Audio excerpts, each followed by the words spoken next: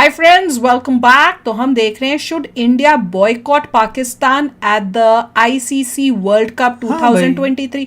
हम तो हमेशा बोलते हैं, हम तो डे वन से बोल रहे हैं मगर होने नहीं वाला, क्योंकि लोग कह रहे हैं सारी टिकटें ऑलरेडी बिक चुकी हैं। सारी टिकटें बिक चुकी हैं।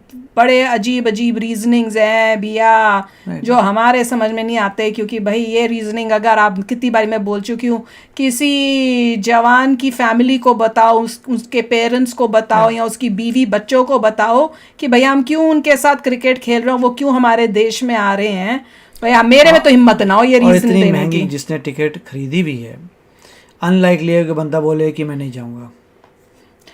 पता नहीं, मैं तो ये कह रही हूँ कि हमारे देशभक्त जवानों से बढ़कर हो गया क्रिकेट। मेरे को तो ये, मैं तो यही देखती हूँ और यही सोचती हूँ। तो चलो वीडियो शुरू करते हैं। वीडियो शुरू करने से पहले अगर आप चैनल पर नए हो और आपने अभी तक सब्सक्राइब नहीं किया तो जल्दी से पहले सब्सक्राइब के बटन और बेल आइकन को क्लिक कर लो, ताकि आपको हमारे सारे न्यू वीडियोस के नोटिफिकेशन मिल जाए जैसे हम अपलोड करें। अगर आपको वीडियो पसंद आता है प्लीज लाइक एंड शेयर। चलिए शुरू करते हैं। देखिए, दुनिया में 3 चीजें हैं जो शायद इम्पॉसिबल हैं। सलमान भाई की शादी होना, रॉयल चैलेंजर्स बैंगलोर का आईपीएल जीतना और पाकिस्तान की अपनी घटिया हरकतों से बाज आना। टीवी के सामने स्टार प्लस चल रहा था और वो इंडियन ड्रामों में क्या होता है, थाली लेके यूं हो गए। नहीं क्या हुआ कि मैंने यूं करके दीवार के अंदर ही टीवी कर दिया। जो रिजवान ने की कि फिर उसने माशाल्लाह ग्राउंड में खड़े होकर नमाज पढ़ी, जो कि हिंदुओं के बीच में खड़े होकर, so that was really something very very special for me. Jammu Kashmir के पुलवामा में हुआ है बड़ा आतंकवादी हमला। अर्थक्वेक आए, बिजली जाए, आटा ना मिले, बहन बेटियां बेचनी पड़े, लेकिन इनका आतंकवाद और रिलीजियस बिगेटरी खत्म नहीं होती। इन सब चीजों के बावजूद इंडिपेंडेंस के समय से भारत ने इस देश की तरफ मोस्टली सिर्फ दोस्ती का ही हाथ बढ़ाया है। पाकिस्तान मुस्लिम लीग नून से जुड़े नेताओं से मुखातिब होते हुए मिलते हुए प्रधानमंत्री नरेंद्र मोदी, प्रधानमंत्री मनमोहन सिंह और पाकिस्तान के राष्ट्रपति आसिफ अली जरदारी की मुलाकात हुई। लेकिन जितनी बार भारत ने दोस्ती का हाथ बढ़ाया है, उतनी ही बार गब्बर सिंह की तरफ पाकिस्तान ने ये हाथ काट के अपने पास ही रख लिया है। हर बार दोस्ती का जवाब नफरत और धोखे से दिया जाता है, और इसलिए क्योंकि इस हफ्ते वर्ल्ड कप शुरू होने वाला है और इसमें पाकिस्तान भी पार्टिसिपेट कर रहा है और इंडिया के साथ मैच भी होने वाला है, इसलिए इस वीडियो में मैं डिस्कस करना चाहता हूँ कि क्या भारत को पाकिस्तान को इस वर्ल्ड कप में बॉयकॉट करना चाहिए था। हेलो, श्याम शर्मा शो के इस एपिसोड में आपका बहुत बहुत स्वागत है। मैं हूँ सेकुलरिज्म का सीईओ श्याम शर्मा और आप सबको एक सेकंड। तो आइए पाकिस्तान की बात करते हैं। एक इतना साइंटिफिकली एडवांस देश कि उन्होंने स्पेस एक्सप्लोरेशन में भारत को ही नहीं बल्कि अमेरिका के नासा को भी पीछे छोड़ दिया है। वो तो पैसे लगा के जा रहे हैं ना, हम तो ऑलरेडी चांद पे रह रहे हैं, आपको नहीं पता। बाकी देश चांद पर जाते हैं और ये तो चांद को अपने देश में ही ले आए। चांद पे पानी है? पानी नहीं है, इधर भी नहीं है। वहाँ पे गैस है? नहीं, गैस इधर भी नहीं है। वहाँ पे बिजली है? नहीं। ये अभी देखे लाइट नहीं है इधर भी। पाकिस्तान के भारत की तरफ ट्रैक रिकॉर्ड से हम काफी फेमिलियर हैं। There were 2 encounters on either side of the Pir Panjal region. Second encounter that's currently underway. Ghulam Hassan Bhatt, he's already given his career to this country, but yesterday he gave up even more. His son was among 3 security officials killed in a terror attack. पिछले कुछ सालों में पठानकोट का attack रहा है। पाकिस्तान के खिलाफ NIA को कई अहम सबूत मिल गए हैं। उरी का अटैक रहा है। 18 सितंबर 2016 को जम्मू कश्मीर के उरी कैंप में जैश ए मोहम्मद के 4 आतंकवादियों ने भारतीय सेना के ब्रिगेड हेडक्वार्टर पर हमला कर दिया था। देश के 19 जवान शहीद हो गए और कई जवान घायल हुए थे। पुलवामा का अटैक रहा है। Kashmir is on high alert. 44 CRPF jawans have been martyred in this attack. लेकिन भारत के साथ क्या प्रॉब्लम है ना कि पाकिस्तान की इतनी सारी काली करतूतों के बावजूद हमारे देश में मीडिया और मूवीज के थ्रू पाकिस्तान की एक बिल्कुल दूसरी इमेज दिखाई गई है। पाकिस्तान में मेरी फिल्में जो है सबसे ज्यादा बिजनेस करती है। जितना प्यार वहाँ से मिलता है शायद ही कहाँ से मिलता है। बुलाओ मुझे, मैं आना चाहता हूँ। वहीं चले जाओ, चले जाओ सबके साथ। Personally, none of the Pakistanis and Indians have problems with each other. Oh really? We have a mindset that all the terrorists they represent Pakistan. बहुत सारी स्पाई मूवीज का भी एक बिल्कुल सेट फॉर्मूला होता है कि भाई रॉ का एजेंट लड़का होता है, आईएसआई की एजेंट लड़की होती है और दोनों मिलकर वही मूवी जो मैंने बोली थी बकवास, पूरी दुनिया को बचाते हैं। दिमाग खराब कर रही थी। क्या नाम था इसका, भूल और गई ये मैं। स्टोरी लाइन देखिए, असलियत में उतनी ही सच्ची है जितनी नेमार की इंजरीज होती हैं।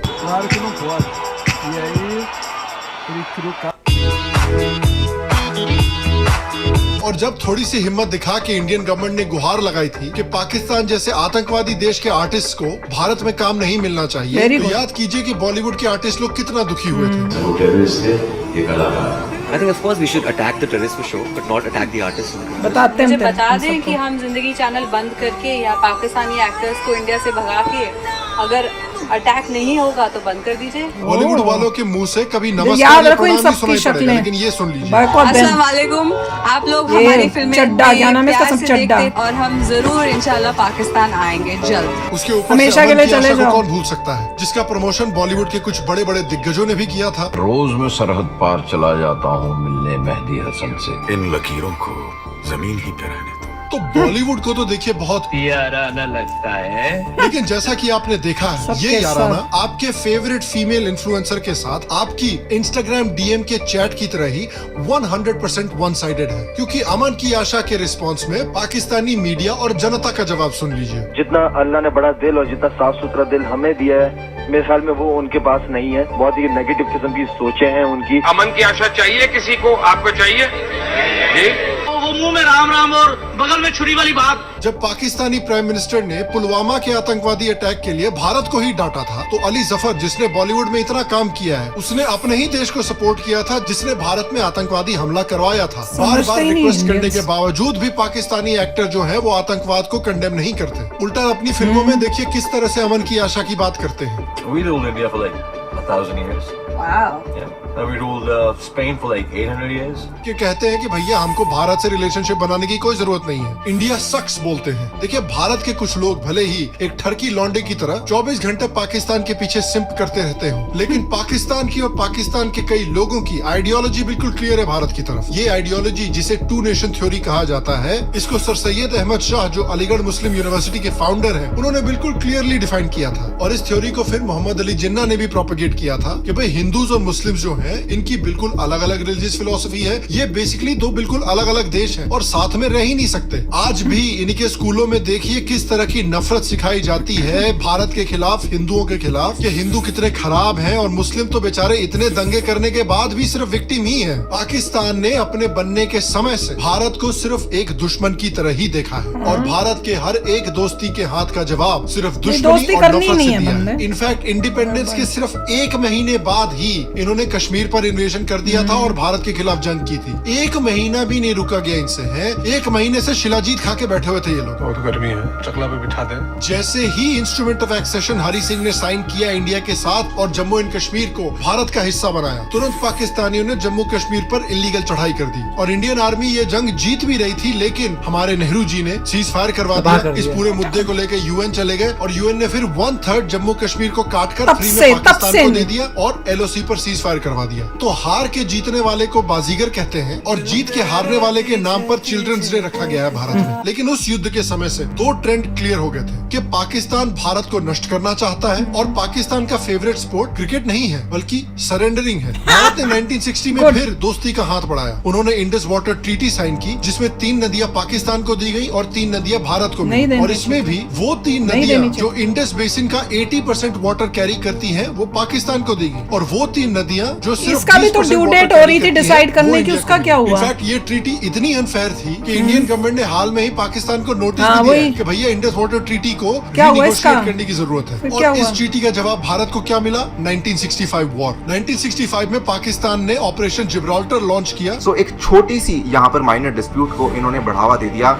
और मई 1965 में ऑपरेशन जिब्राल्टर के तहत इन्होंने जम्मू एंड कश्मीर में बेसिकली ये कहा कि we will attack by infiltration. और आप हालात समझिए भारत के इस समय पर। 1962 में चाइना के खिलाफ वॉर लड़ी गई थी, उससे भारत ठीक तरीके से रिकवर भी नहीं कर पाया था कि हमारे ये प्यारे पड़ोसियों ने हमारे ऊपर युद्ध कर दिया। इस युद्ध में भी लेकिन भारत ने पाकिस्तान की सुताई की, पाकिस्तान भाग के यूएन के पास किया और फिर यूएन ने ताशकेंट डिक्लेरेशन में सीज फायर करवाया। इसके बाद तो पाकिस्तान ने दिखाया कि वो सिर्फ इंडिया के साथ ही नहीं रह सकते, वो तो अपने तो यूक्रेन रशिया का क्यों नहीं करते हैं? यहीं पे इनका जोर चलता है। वेस्ट पाकिस्तान जिस तरह की ज्यादतियां करता था, डिस्क्रिमिनेशन करता था, उससे परेशान होके ईस्ट पाकिस्तान ने अपनी इंडिपेंडेंस की बात करनी शुरू की और इस बात के रिस्पांस में वेस्ट पाकिस्तान ने ईस्ट पाकिस्तान में अपनी आर्मी भेजी और शुरू किया ऑपरेशन सर्च लाइट, जो वर्ल्ड वॉर 2 के बाद का सबसे बड़ा जेनोसाइड था, जिसमें रिपोर्ट्स के मुताबिक अराउंड 3 मिलियन लोगों का पाकिस्तानी आर्मी के द्वारा खून किया गया था, जिसमें मेजॉरिटी हिंदू थे। और अमेरिका के पास जब इस जेनोसाइड की खबर पहुंची तो उन्होंने कुछ भी नहीं किया और इंडिया ने ह्यूमैनिटेरियन ग्राउंड्स पर इंटरवीन किया, खासकर तब जब पाकिस्तान ने भारत के मल्टीपल एयर बेसिस पर अटैक किया। और इस युद्ध का भी रिजल्ट आप जानते हैं कि पाकिस्तान का सबसे फेमस सरेंडर इस युद्ध के बाद हुआ, जब 16 दिसंबर 1971 में इंडिया के सामने फिर से पाकिस्तान ने और उनके 90,000 सोल्जर्स ने सरेंडर किया। ये वर्ल्ड वॉर 2 के बाद का सबसे बड़ा मिलिट्री सरेंडर बना और बांग्लादेश को भी लिबरेशन मिली और दुनिया का one of the most famous photographs भी इससे निकल कर आया। आप बताइए कौन सा पिक्चर ज्यादा खूबसूरत है, ये मोनालिसा की फोटो या पाकिस्तान के सरेंडर वाली फोटो। 1999 में फिर से अटल बिहारी वाजपेयी जी ने दिल्ली लाहौर बस राइड की, जिसका एम था कि डायरेक्ट कनेक्शन बनाया जाए पाकिस्तान के साथ और दोनों देशों के बीच में पीसफुल रिलेशनशिप डेवलप की जाए। उसका रिजल्ट क्या हुआ कि पाकिस्तान ने कारगिल की वॉर कर दी इंडिया के साथ, जिसमें बहुत सारा लॉस सहने के बावजूद फिर से इंडिया ने पाकिस्तान की लिटा लिटा के रगड़ रगड़ के दौड़ा दौड़ा के सुताई की। तो आप देखिए कि सिर्फ 50 सालों में इस देश ने 4 बार भारत पर युद्ध का ऐलान किया है। और हाँ चलिए, चारों बार इंडियन आर्मी ने इनका हंगामा के राजपाल यादव वाली हालत की, लेकिन आप याद रखिए कि एक बार भी अगर ये जंग जीतते ना तो भारत बचता नहीं। और सिर्फ ही नहीं, आप याद कीजिए खालिस्तानी और कश्मीरी आतंकवाद में भी इनका किस तरह हाथ रहा है। 1971 के ह्यूमिलिएशन के बाद पाकिस्तान ने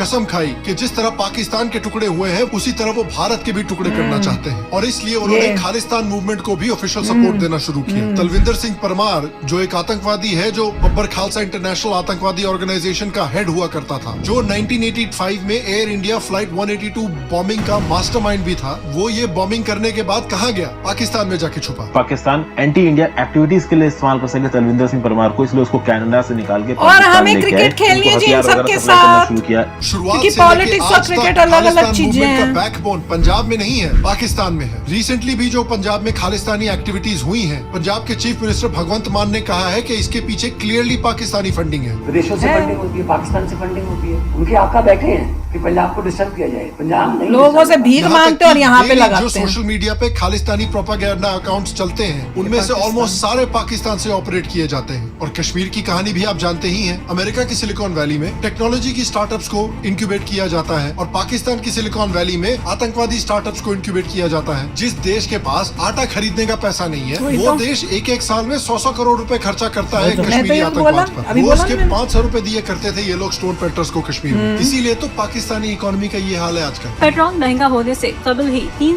वो दोगले हो गया। अब इंडिया की जय जयकार करके बेवकूफ बना के पैसे लेते हैं। तैयबा हो, जैशे मोहम्मद हो, दाऊद इब्राहिम हो, ओसामा बिन लादेन हो, हक्कानी नेटवर्क हो, तालिबान हो, कश्मीरी आतंकवादी हो, सबके सब पाकिस्तान में ही तो रहते हैं। ये इस देश की रेडिकलिज्म का ये हाल है कि इसके जो इस्लामिक चैरिटी ऑर्गेनाइजेशंस हैं और मस्जिदें हैं, ये लोग आतंकवादी ऑर्गेनाइजेशंस को सपोर्ट करते हैं। That money was going to a group in Pakistan linked to Hizbul Mujahideen, which is a group that has been fighting the Indian forces. 2023 में कश्मीर में जो 46 आतंकवादी मारे गए हैं, उसमें से जो 31 हैं वो पाकिस्तानी सिटीजन्स थे।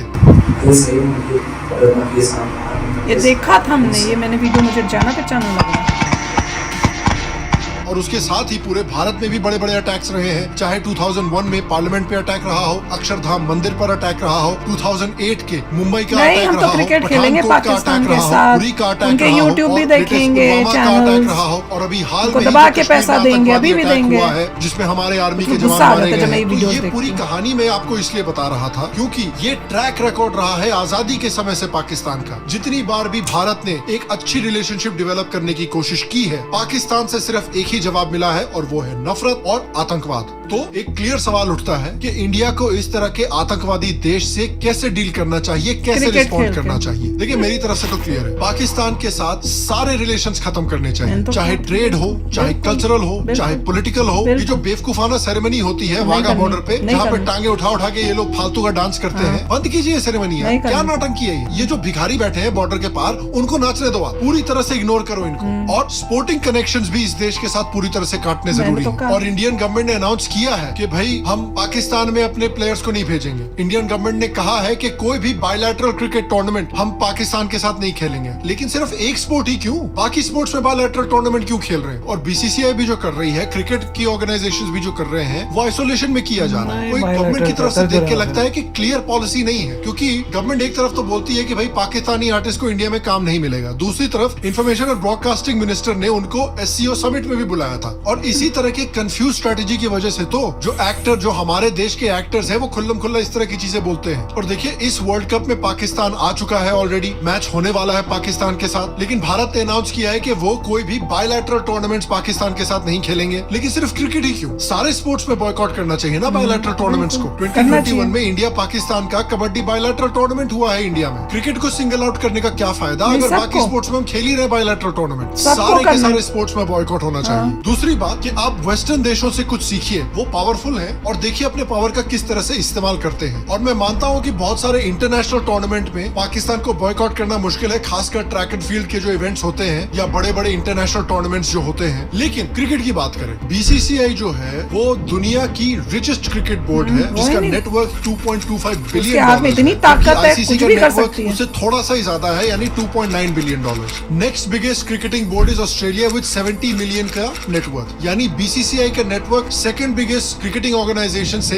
3 गुना ज्यादा है। तो वेस्टर्न देशों की तरह ही भारत को भी अपना इकोनॉमिक मसल यूज करना चाहिए और पाकिस्तान को सारे आईसीसी टूर्नामेंट से बाहर निकालने के लिए लॉबी करना चाहिए, जब तक पाकिस्तान अपनी आतंकवादी एक्टिविटीज को ना छोड़े और अपने देश में आतंकवादियों को रखना ना छोड़े। देख लो, हम तो तब से बोल रहे हैं, तो डे वन से, जब देश की बात है तो भैया और कुछ इम्पोर्टेंट नहीं है, ना गेम ना एंटरटेनमेंट, कुछ भी नहीं, नो कॉन्टैक्ट। भैया आप पता नहीं क्या हो सकता है, क्योंकि आप लोगों का कोई आर्मी, एयरफोर्स या नेवी में नहीं होगा, इसलिए आपको ये नो कॉन्टैक्ट वहां पे। और पाकिस्तानी चैनल देखना बंद करिए। Oh my God, very important, very important. मगर कोई करता कोई नहीं करता, बोल बोल के थक गए। कुछ ऐसे लोग हैं, पता नहीं किस मिट्टी के बने। जो लोग देख रहे हैं वो अनपढ़ हैं, मगर यहाँ पे जो है जिन्होंने खरीद लिए टिकट, वो बेचारे क्या करें, आई अंडरस्टैंड देयर प्रॉब्लम, मगर पहले से रिफंड मांगो, आप होना चाहिए। उनको बोलो हमें नहीं देखना, हम जाग गए, हम हमारी सोई वो जाग गई है, हमें नहीं, हमें पैसे में कोई ना देखे, टीवी में कोई ना देखना, वो तो आपके हाथ में है। टीवी में मत देखो, कहीं भी मत देखो।